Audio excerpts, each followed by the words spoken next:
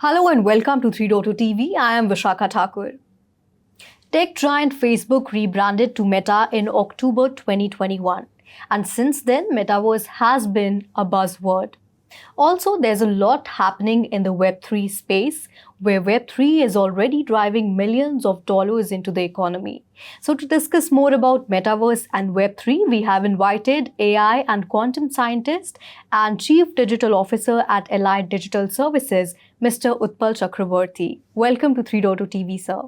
Thank you so much. Thank you. It's a pleasure to have you, sir. It's a pleasure.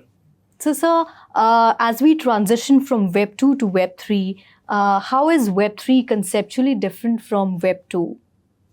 Okay, so there are two aspects. One is, of course, we have transitioned from Web 1.0 to 2.0 to 3.0, right? So that is basically read-only web, the 1.0.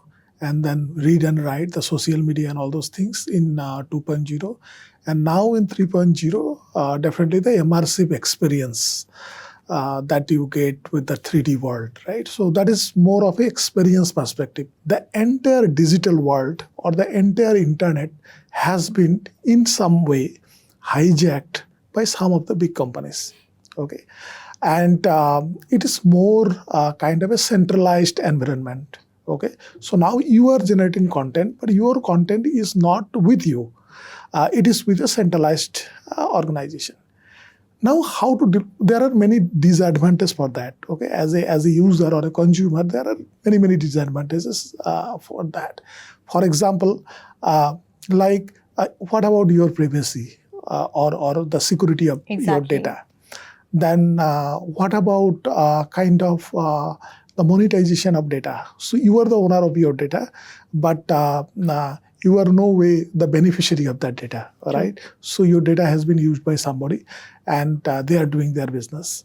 The third thing is, of course, your choices, your likings, your opinions are now being tempered, okay, or influenced by a lot of social media news, lot of Twitter, this, that, and all those things. And these are all been handled by some central authorities, some big authorities.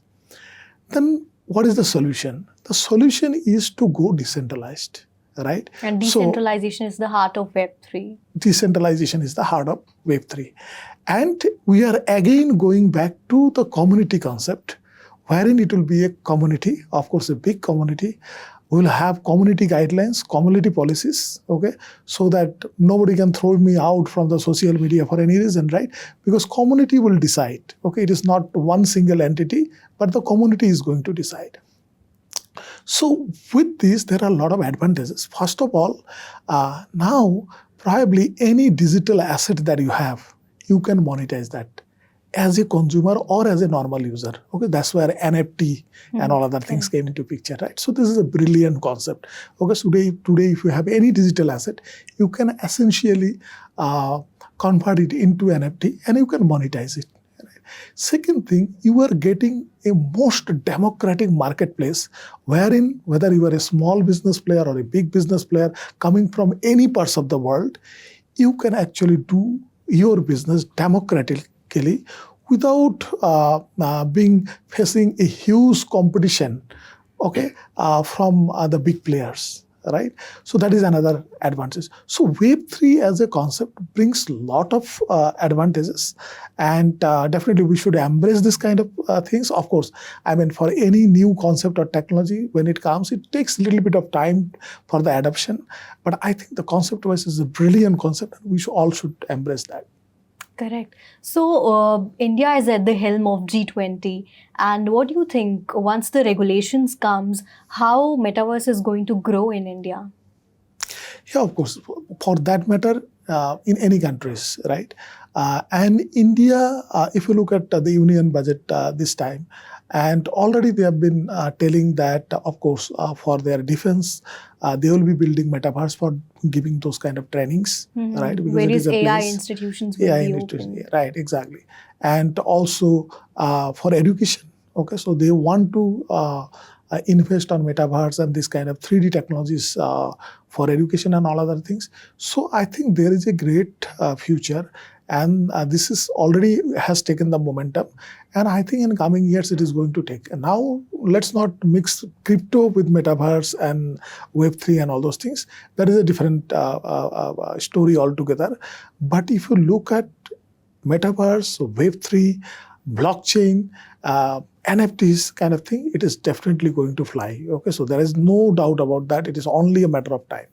So since we also spoke about AI, what do you have to say about the intersection of AI and metaverse? Since the tech giants like Microsoft, Apple, of course, they are embracing metaverse, but now they're shifting their focus to AI.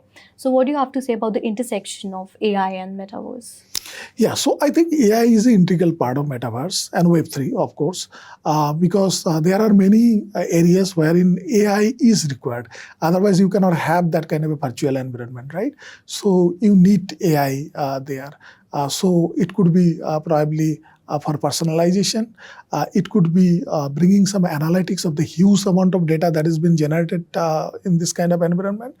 And why the shift? I think this shift is a temporary shift kind of thing, because AI is always there behind the scene, right? And it will be there. The shift is basically probably very recently now the Chatgpt and all those things came up, right? Yes, the like generative Kia and AI. Fiat have recently launched their Chatgpt integrated virtual showrooms. Exactly. So this is kind of, I think this Chatgpt in a couple of months, it has taken the world into a storm, Correct. right? And the reason being, people have not seen this kind of a generative AI. So this is actually called generative AI. Generative AI is a branch of artificial intelligence, wherein a neural network, basically, when it is trained on a huge amount of data, it can generate fresh content out of it. Okay, so it is a fresh content. It is not copying, pasting from somewhere or something like that. Once it has been trained. So now ChatGPT has been trained with around 175 billion parameters. You can think, Wow. I mean, almost all the data available in the net, right? So it could be all digital books. It could be all wiki pages, your articles, blogs, and whatever you do in social media, right? All your conversations. ChatGPT has been trained. So now it has been able to give you some kind of answers which are really unique, out of the box, and it is generating out of its own.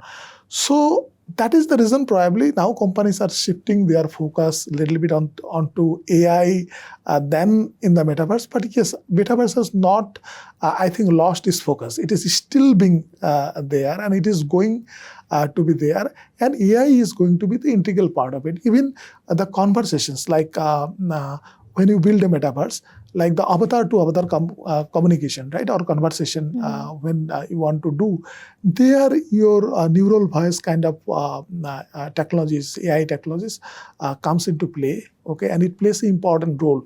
Even if there is a language barrier, so probably somebody is joining from Ukraine or somewhere else in the world with a different language their avatar is talking, and somebody from here, India, probably they are talking in English.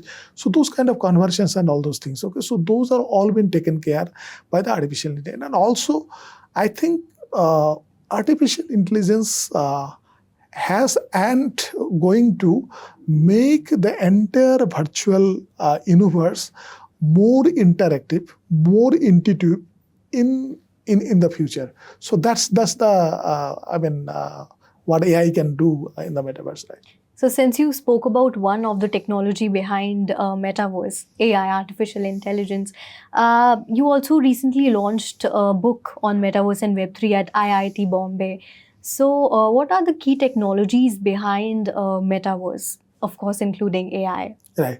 So, like as I told, like metaverse is basically the immersive experience part. Okay, the utility is basically the Web3 part, wherein we basically build the DAOs, decentralized autonomous organizations. Right.